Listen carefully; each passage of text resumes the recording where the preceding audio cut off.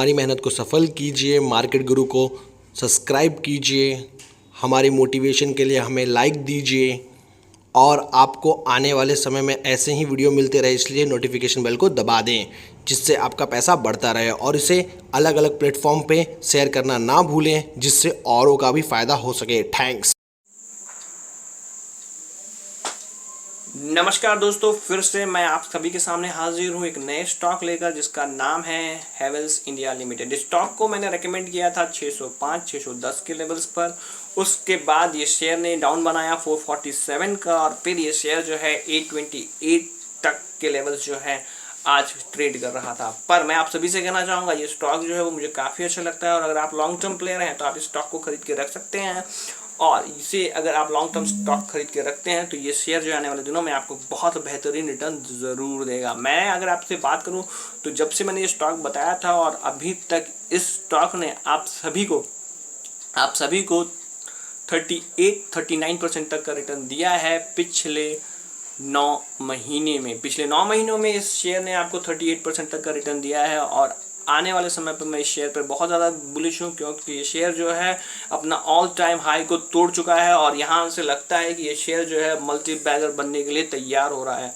Technically ये share जो है वो काफ़ी ज़्यादा स्ट्रांग है और मुझे लगता है कि यहाँ से ये शेयर बहुत बड़ी रैली कर सकता है। तो इस वीडियो में मैं इसके टेक्निकल लेवल्स, फंडामेंटल्स लेवल्स के बारे में डिस्कस करूँगा, तो वीडियो को अंत तक ज़रूर देखें ताकि आप इसके टेक्निकल लेवल्स और मेरे टारगेट जान पाए। तो चलिए वीडियो को शुरू करते हैं। सबसे पहली बात अगर मैं बात करूं तो इस कंपनी का जो मार्केट कैप है वो है 51,249 का। अगर मैं करंट प्राइस की बात करूं तो 826 का है और अगर मैं हाई की बात करूं तो इसने 828 का और 447 का। स्टॉक पी जो मेरे हिसाब से स्टॉक महंगा है, पर अगर मैं आपको बात करूं तो जितनी भी कंपनियां जो हैं रिटेल सेक्टर से जुड़ी होती हैं और कंज्यूमर को सीधी डील करती है, वो शेयर के जो पी होते हैं वो हमेशा हाई होते हैं और वो शेयर हमेशा प्रीमियम पे ट्रेड करते हैं और ये स्टॉक उनमें से एक स्टॉक है जो हाई प्रीमियम पे ट्रेड करता है और आने वाले दिनों पे भी ये हाई प्रीमियम पे ट्रेड करेगा। अगर मैं बुक वैल्यू की बात करूँ तो इसका बुक वैल्यू जो है वो है 75.2। डिविडेंड यील्ड की बात करूँ तो डिविडेंड यील्ड है 0.49 और रिटर्न ऑन इक्विटी की बात करूँ तो कंपनी का रिटर्न ऑन इक्विटी जो है 21.4% का है। रिटर्न ऑन कैपिटल एम्प्लॉयड की बात करूँ तो वो 21.4% का है। रिटर्न ऑन इक्विटी की बात करूँ तो 17.4 है और फेस वैल्यू की बात करूँ तो कंपनी की फेस वैल्यू जो है वो है 1। इस शेयर ने काफ़ी बेहतरीन रिजल्ट दिए थे, मतलब काफ़ी बेहतरीन रिटर्न दिए हैं पिछले 10 सालों में और मेरे को लगता है कि ये शेयर आने वाले 10 सालों में भी बहुत अच्छा रिटर्न देगा। और अगर मैं बात करूँ तो कंपनी काम करती है Havells India is an consumer electronics and that electronics power distribution equipment manufacturer ranging from an industrials and domestic circuit. अगर मैं बात करूँ तो protection switch gear, cable, motors, pumps, fans, power capacitors, lead lamps and luminaires for domestic, commercial and industrial application modular। ये जो company है बहुत सारे काम करती है और इलेक्ट्रिक सेक्टर में जो है बहुत ज़्यादा इस कंपनी का डाइवर्सिफिकेशन है और बहुत सारे इक्विपमेंट जो है वो सप्लाई करती है। इसकी वजह से इस शेयर पर मैं बहुत ज़्यादा बुलिश हूँ और आने वाला समय भी जो है वो इलेक्ट्रिक का है, तो ये शेयर आने वाले समय में भी आपको बहुत अच्छा रिटर्न ज़रूर देगा। अगर मैं बात करूँ तो कंपनी जो है डिविडेंड पे आउट जो है कंपनी का काफ़ी अच्छा है, वो 24.52% का है जो मुझे काफ़ी अच्छा लगता है। पर इसमें दो चीज़ जो है वो कंपनी ख़राब है, वो है इसका बात करूँ तो कंपनी 10.28 टाइम्स जो है अपनी बुक पे ट्रेड कर रही है और कंपनी माइट भी कैपिटलाइजिंग इंटरेस्ट कॉस्ट, मतलब कंपनी जो है इंटरेस्ट जो है आने वाले समय में ज़्यादा इंटरेस्ट जो है वो भर सकती है। इसकी वजह से ये कंपनी जो है थोड़ी दो फैक्टर जो इस कंपनी के लिए ख़राब है। पर अगर मैं बात करूँ तो अगर ध्यान से बात करूँ तो ये कंपनी जो है अपने सेक्टर्स में जो है वो काफ़ी ज़्यादा महंगी ट्रेड कर रही है, पर क्योंकि ये मार्केट लीडर है, क्योंकि ये बहुत अपने बेकार समय से गुजर रही है और ये कंपनी जो है आने वाले समय में इंडिया में बहुत अच्छा रिटर्न सेल्स जो है और प्रॉफिट जो है वो क्लॉक कर सकती है। इसकी वजह से ये स्टॉक जो है वो काफ़ी अच्छा रिटर्न आप सभी को दे सकता है।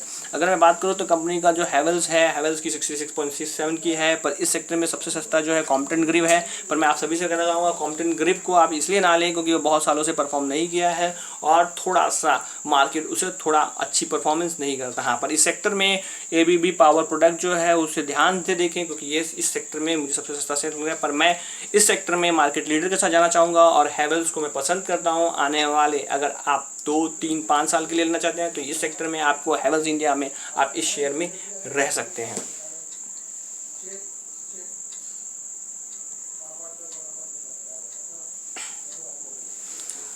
अब अगर मैं बात करूं रिजल्ट, तो जो रिजल्ट आए थे मैं आप सभी से कहना चाहूँगा रिजल्ट सितंबर 2019 में कंपनी का जो सेल्स था वो 22-23 था और कंपनी का जो सेल्स बढ़ा वो था 24-59 का। 24-59 तक का जो है कंपनी का जो सेल्स बढ़ा, जो इंक्रीज़ है 10% का, सेल्स में ग्रोथ था 10% का।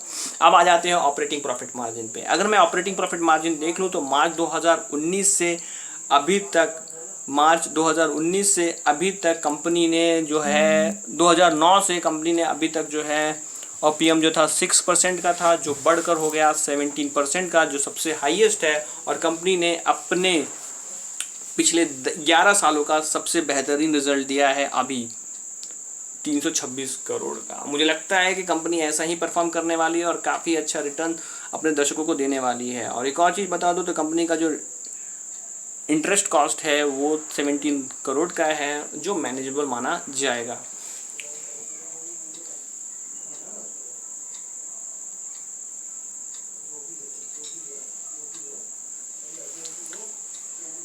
अब अगर मैं बात करूँ तो कंपनी का जो अगर मैं बात करूँ मार्च 2020 का, तो कंपनी का जो सेल्स था 9,440 का था और अभी जो है पिछले 12 महीने में कंपनी ने 8,434 का दिया है।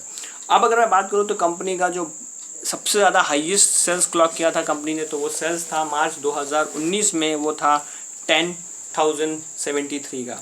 और अगर मैं बात करूँ तो एक चीज़ जो ऑपरेटिंग प्रॉफिट मार्जिन है उसमें ध्यान से देखेंगे हम सभी को, तो ध्यान से देखेंगे तो कंपनी का जो ऑपरेटिंग प्रॉफिट मार्जिन है वो दिन पे दिन बढ़ता चला जा रहा है और पिछले 12 महीने में 13% का जो है कंपनी ने जो है ऑपरेटिंग प्रॉफिट मार्जिन क्लॉक किया है, जो काफ़ी अच्छी बात है। और अगर चीज़ बात करूँ तो नेट प्रॉफिट की बात करूँ तो कंपनी का जो नेट प्रॉफिट है, देखिए यहाँ पर मार्च 2009 में -160 करोड़ का नेट प्रॉफिट था, जो पिछले 12 महीने में 769 का है। सिर्फ एक ही साल कंपनी का बहुत अच्छा नेट प्रॉफिट था, वो था 788 का।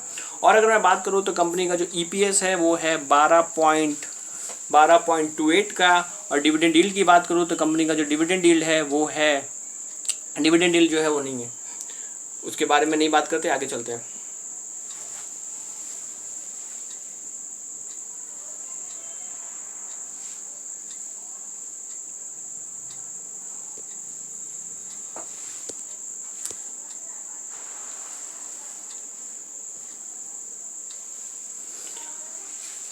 और अगर मैं बात करूं तो सिंपल सी बात है कि अगर कंपनी के सेल्स ग्रोथ की बात करूं तो कंपनी का जो सेल्स ग्रोथ है वो है पिछले 10 सालों में 6% का और पिछले 5 सालों में कंपनी ने जो सेल्स ग्रोथ किया है वो किया है 2% का। और अगर एक चीज़ और की बात करूं तो कंपनी ने पिछले 3 सालों में जो सेल्स ग्रोथ की है वो 15% की है, जो काफ़ी अच्छी मानी जाएगी। पर पिछले 12 महीने में कंपनी ने 18% का -18 का ग्रोथ किया है, जो अच्छा माना नहीं जाएगा। पर अगर मैं सबसे बड़ी बात करूं तो कंपनी ने जो प्रॉफिट क्लॉक किए हैं पिछले 10 सालों से वो क्लॉक किए हैं 26% के, जो काफ़ी डिसेंट माने जाएंगे। इसीलिए मार्केट में इस शेयर ने काफ़ी अच्छा रिटर्न दिया है अपने निवेशकों को। पिछले 5 सालों में अगर मैं बात करूं तो वो 14% का है, पिछले 3 सालों में जो है वो 19% का है और पिछले 1 सालों में कंपनी ने सिर्फ 2% की ग्रोथ की है ऑन अ प्रॉफिट बेसिस। अगर मैं बात करूं तो पिछले 10 सालों में कंपनी ने जो CAGR रिटर्न दिए हैं वो दिए हैं 26%, पिछले 5 सालों में भी बहुत बेहतरीन 26% रिटर्न दिए हैं और पिछले 3 सालों में कंपनी ने रिटर्न दिए हैं 18% के और पिछले 1 सालों में कंपनी ने रिटर्न दिए हैं 16% के। और अगर एक चीज़ बात करूँ रिटर्न ऑन इक्विटी जो है वो भी बहुत बेहतरीन है, पिछले 10 सालों में 23%, पिछले 5 सालों में 19%, पिछले 3 सालों में 19% और पिछले 1 सालों में 17% तक का रिटर्न दिया है, जो काफ़ी अच्छा माना जाएगा। क्यों? क्योंकि अगर पिछले 3 साल की बात करें तो हमारी जो मैन्युफैक्चरिंग सेक्टर है वो सबसे ज़्यादा प्रताड़ित थी और सबसे ज़्यादा नुकसान उसी सेक्टर को हुआ था। इसलिए ये कंपनी जो है मुझे काफ़ी अच्छी लगती है।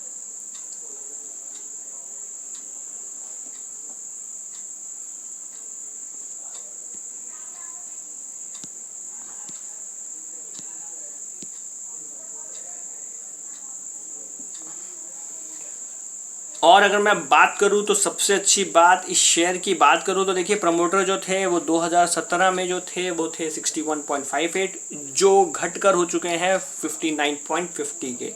एफआईआई ने इसमें, देखिए याद रखिए, जहां पर भी एफआईआई को पता चलता है कि बैलेंस शीट स्ट्रगल करने वाली होती है वहां से वो निकल जाते हैं।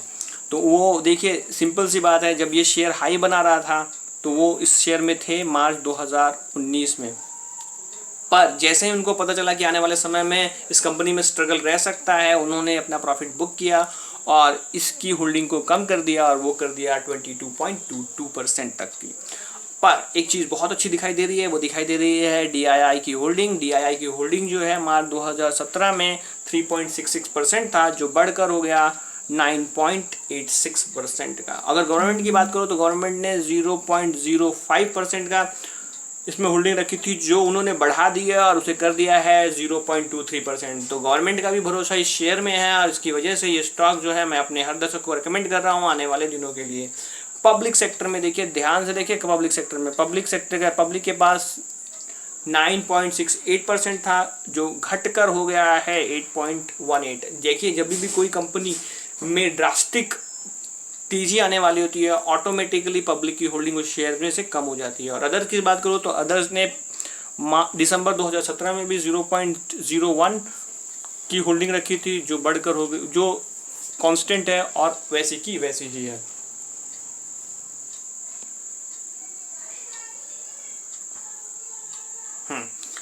अब अगर मैं बात करूं तो इस शेयर में आने वाले दिनों में इसके टारगेट्स क्या हो सकते हैं, तो मैं आप सभी से कहना चाहूँगा, इसका जो करंट मार्केट प्राइस जो है वो 825 चल रहा है। इसमें आपको स्टॉप लॉस लगाना है, स्ट्रांग स्टॉप लॉस है, आपको स्टॉप लॉस लगा के रखना है और लगाना है 792 का। नीचे में आप जहाँ पे इस शेयर को एक्यूमुलेट कर सकते हैं, एक्यूमुलेशन जोन है, मतलब आपको नीचे में कहाँ खरीदना है, तो वो हो सकता है 755। ये टूटेगा तो ये नंबर आएंगे 732। एक्यूमुलेशन का मतलब होता है ये टूटने के बाद ये नंबर आएगा, और अगर वो टूटेगा तो 695 और वो टूटेगा तो 660 के लेवल्स आएंगे और आपको इस शेयर में ध्यान देना है। पर आने वाले समय में इस शेयर में मेरे टारगेट्स क्या हो सकते हैं, तो मैं आप सभी से कहना चाहूँगा इस शेयर में आने वाले समय में मेरे जो टारगेट हो सकते हैं वो हो सकते हैं, पहला टारगेट 854 का। 850 को आपका पहला टारगेट होना चाहिए। अगर वो सस्टेन करता है तो ऊपर में ये शेयर 889 तक जाएगा, फिर वो तोड़ता है तो 951 तक जाएगा, और वो तोड़ता है तो 1025, और 1100 के टारगेट जो हैं इस शेयर में आने वाले समय में मैं देख रहा हूँ। और मैं सभी से कहना चाहूँगा कि अगर आपको निवेश करना है तो आपको ऐसे ही स्टॉक खोलने चाहिए जो स्टॉक्स जो हैं वो रिटेल सेक्टर से डायरेक्टली डील करते हैं। अगर आप ऐसे स्टॉक्स खोज पाए तो वो शेयर जो है वो हमेशा हाई पीई पे ट्रेड करते हैं, और उनमें से एक हैवेल्स है।